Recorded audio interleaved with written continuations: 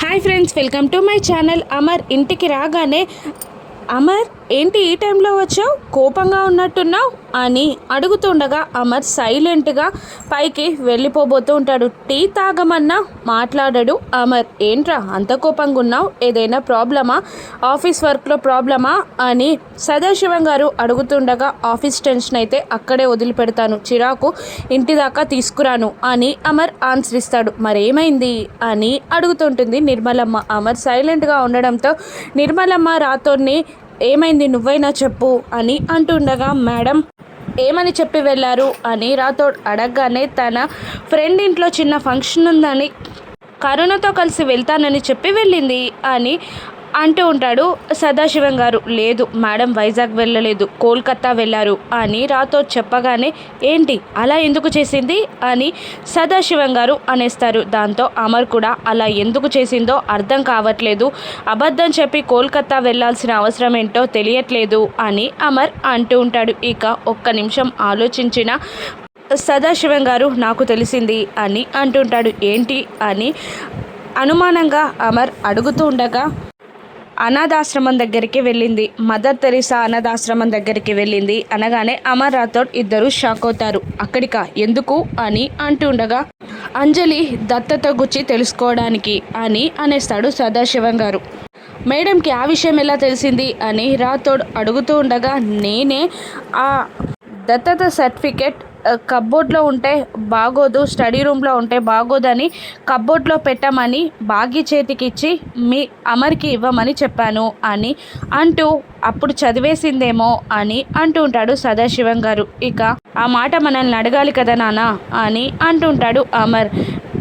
నువ్వు చెప్పని విషయం తనకు తెలుసని ఎలా చెప్తుంది అమర్, తను అబద్ధం చెప్పిందనే ఆలోచిస్తున్నావు, దాని వెనుక కారణం అర్థం చేసుకో, అపార్థం చేసుకోకు అని అమర్ని అంటూ ఉంటాడు సదాశివం గారు. లేదు నేను అర్థం చేసుకోను, అబద్ధం వెనకాలన్న కారణం నాకు అవసరం లేదు అని అంటూ కోపంగా పైకి వెళ్ళిపోతాడు అమర్. మరోవైపు బాగిని కిడ్నాప్ చేసి ఒక చీకటి ప్రదేశానికి తీసుకొస్తూ ఉండగా ఇక మనోహరి బాబ్జీ కూడా అక్కడికి చేరుతారు. ఇక బాగిని బలవంతంగా తీసుకెళ్తూ ఉండగా ఎగిరి ముంగటున్న వ్యక్తిని తన్నేస్తుంది బాగి. దాంతో వాడు వెళ్ళి అల్లంత దూరాన పడతాడు. ఆ రౌడీలని కూడా చితక బాధేస్తూ ఉంటుంది బాగి. ఏంట్రా ఇది ఇలా కొడుతుంది, ఇంత చచ్చు చన్నాసులను తీసుకొచ్చావు, ఒక ఆడ మనిషిని కొట్టలేకపోతున్నారు, చంపలేకపోతున్నారు అని మనోహరి బాబ్జీపై ఫైర్ అవుతూ ఉండగా ఆ మేడంకి ఫైటింగ్ కూడా వచ్చా, ఆ మాట మీరు ముందు చెప్పలేదు నాకు అని అంటూ ఉంటాడు బాబ్జీ. నాకు మాత్రం ఏం తెలుసురా అని అంటూ ఉండగా బాగి వాళ్ళందరినీ ఉతికారేస్తూ ఉంటుంది. ఒక వ్యక్తి ఆ సుమో నుండి కర్ర బయటికి తీసి బాగి తలపై వెనకాల నుండి గట్టిగా ఒకటి బాధేస్తాడు. దాంతో గిర్రమని తిరిగినట్టు అనిపిస్తూ ఉంటుంది. కానీ వెంటనే వెనక్కి తిరిగి ఆ కర్రని ఆ వ్యక్తి చేతుల్లో నుండి లాక్కొని ఆ రౌడీలకి మళ్ళీ ఒక రౌండ్ వేస్తుంది బాగి. కానీ తన తలకి దెబ్బ తగలడంతో ఆ రౌడీలందరూ ఒకేసారి బాగిని చుట్టుముడతారు. కొందరు బాగిని గట్టిగా పట్టుకోగా మరొక వ్యక్తి వచ్చి ఆ బాగిని పొడవబోతూ ఉంటాడు. ఇక అప్పుడే ఆరు తన ఫేస్కి మాస్క్ పెట్టుకొని వచ్చి బాగిని పొడవబోతున్న వ్యక్తిని కాలుతో గట్టిగా తన్నేస్తుంది. దాంతో వాడు అల్లంత దూరాన వెళ్తాడు. బాగిని అలా చూస్తూ కోపంగా ఇలా అంటుంటుంది, ఇంతసేపు బాగానే కొట్టావు కదా, ఇప్పుడు ఎందుకు కొట్టట్లేదు, మొహమాట పడుతున్నావా, పద అంటూ ఇద్దరూ కలిసి ఆ రౌడీలకి చుక్కలు చూపిస్తారు. బాగి ఆరు ఆ అక్క చెల్లెలు కొడుతుంటే గుప్తా గారు సంతోషంగా అబ్బో వీరు పెద్ద వీరనాలులే అని అనుకుంటూ ఉంటారు. దూరం నుంచి ఆ అమ్మాయి ఎవర్రా అని మనోహరి బాబ్జీ బుర్రని తినేస్తూ ఉంటుంది.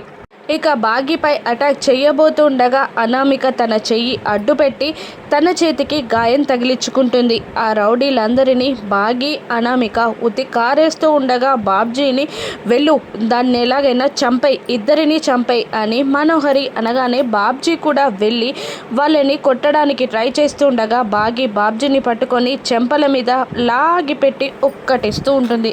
ఇక మనోహరి టెన్షన్ పడుతూ ఉంటుంది. అబ్బో వీడిప్పుడు నోరు విప్పాడంటే నా గుట్టు బయటపడిపోతుంది, వీడు దొరికితే నేనే చంపాలని చూసిందని చెప్పేస్తాడు. అమ్మో అని అనుకుంటూ ఎలాగైనా వాడిని తప్పించాలి అని అనుకుంటూ ట్యాక్సీ ఎక్కి డ్రైవింగ్ చేసుకుంటూ బాబ్జీ ముందుకు వెళ్ళగా బాగీని తప్పించుకొని బాబ్జీ కూడా పారిపోతాడు. ఇక అనామిక అక్కడి నుండి బాగీకి చెప్పకుండా వెళ్ళిపోతుంది. ఒక ఫుట్పాత్ మీద కూర్చొని అబ్బా అనుకుంటూ తన చేతికి అయిన గాయానికి రబ్ చేసుకుంటూ ఆ రక్తాన్ని తుడుస్తూ ఉంటుంది.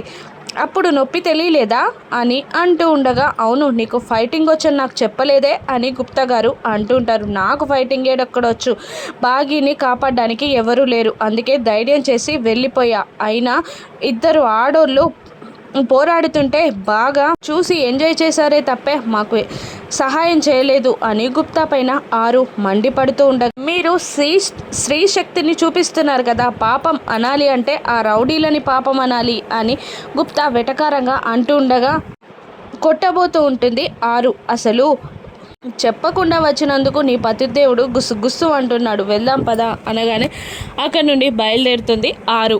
మరోవైపు వచ్చిన పని గుర్తు రావడంతో ఆర్ఫనైజ్కి పరిగెడుతుంది.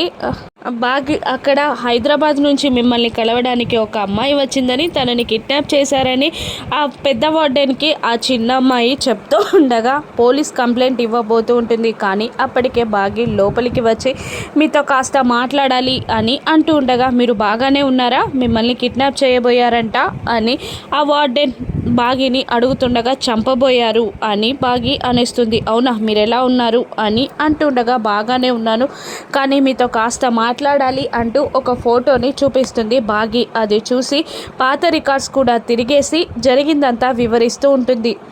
ఆరు అక్క అసలు ఇంత దూరం వచ్చి ఎందుకు దత్తత తీసుకుందా అని అడుగుతూ ఉండగా, లేదు అసలు దత్తత తీసుకోవడానికి రాలేదు అంటూ వేరే విషయాలు కూడా చెప్పి ఆ దత్తతకి కారణం చెప్తుంది ఆ వార్డెన్. అంటే తనలాగా మరొక పాప అనాథ కాకూడదని ఆరు అక్క దత్తత తీసుకుందా. అచ్చా, ఎంత అపార్థం చేసుకున్నాను అని అనుకుంటూ తప్పుగా అర్థం చేసుకున్నందుకు బాధపడుతూ అక్కడ నుండి బయటికి వస్తుంది. అయినా మనోహరి ఏదో చిన్న సిగ్నల్ లాగా కనబడుతూ ఉంటుంది బాగీకి.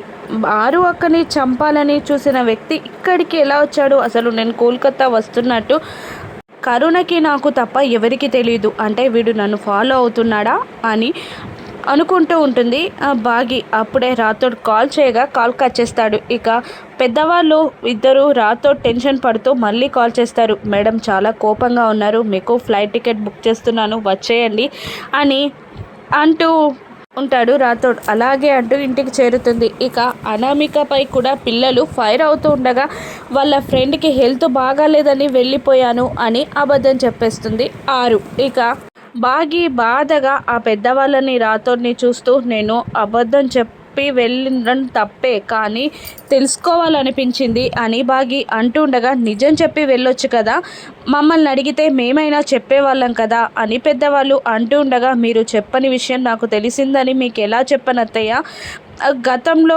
జ్ఞాపకాలని మీ ముందు పెట్టి బాధ పెట్టడం ఇష్టం లేక ఇలా చేశాను, కానీ ఆయన అంత కోపంగా ఉన్నారు, ఆయన కోపం పోగొట్టే మార్గం నాకు చూపించండి అని వేడుకుంటూ ఉంటుంది బాగి. అమర్ కోపం బాగి ఎలా పోగొడుతుందో రాను ఎపిసోడ్స్లో చూద్దాం. Thank you for watching.